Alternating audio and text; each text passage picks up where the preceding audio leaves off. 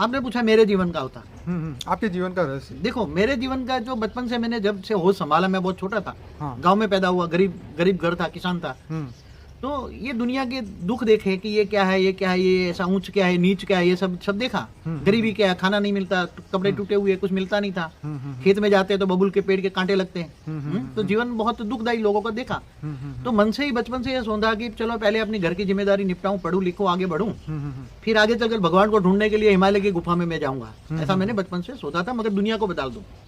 और ये सोचता था कि ये गाय नहीं बनाए, काय का तूने दुनिया बनाई, क्या तेरे मन में समाई, वो बचपन से मैं गाता था ऊपर वाले को। खेत में काम करता था, बहुत दर्द होता, गर्मी लगती, 45 डिग्री गर्मी में काम करते हैं खेत में। तो ऊपर से लगता क्या ऊपर बैठा बैठा तू हंस रहा है, तो नीचे आगे देख, तेरे को पता लग जाए। तो जो साकार अवतार लेता है वो निराकार को, उसके पास कॉमन सेंस तो होती है, वो निराकार को जानता ही है बचपन से, क्योंकि वो निराकार का अवतार होता है।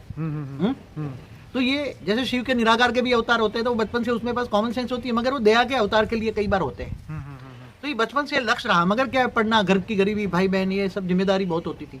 खेतों में काम करना, पढ़ाई भी करना, फिर बचपन से तो ये बहुत पढ़ने के बाद धीरे धीरे पढ़ाई के साथ साथ मैं वेदोपनिषद पढ़ता था, सबको पूछता था, आपने भगवान साधु सन्यासी के पास जाता, यज्ञ में जाता, बहुत कथाएं सुनता, रामायण महाभारत की कथा बहुत सुनी, भागवत भी पढ़ा, रामायण महाभारत बहुत पढ़ा। तो अंत में सका ये सब पढ़ रहे, मगर ये भगवान कौन है, साकार है या निराकार। मैं 9th क्लास में पढ़ता था, हमारे स्कूल का प्रिंसिपल था, तो वो ब्राह्मण था और गीता ज्ञान पर प्रवचन देता था। तो उसकी चैम्बर में मैं घुसकर उसको पूछा कि भगवान क्या निराकार है या साकार है। तो वो पूछा, तेरे को खाने का ठिकाना है, जा पहले खेत में काम कर, भगवान को ढूंढने निकला है। तो मैं बचपन से भगवान को ढूंढता था, मगर साकार या निराकार ये ढूंढते ढूंढते फिर बहुत मेहनत लगी।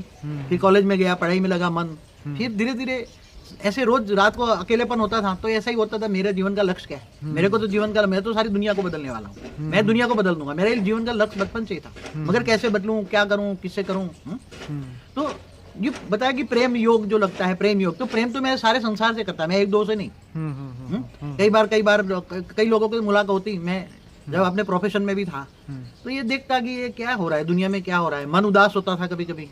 तो ये प्रेम योग, जो निराकार को याद करते, तो निराकार के सारे लक्षण तुम्हारे अंदर आ जाते हैं। निराकार के अंदर क्या लक्षण है, बोलता है कि वो दया का सागर है, तो तुम्हारे अंदर वो लक्षण ही आ जाएंगे। तुम जिसको याद करोगे उसके अंदर जो कैरेक्टर है, जो उसका जो गुण है, वो आ जाएंगे।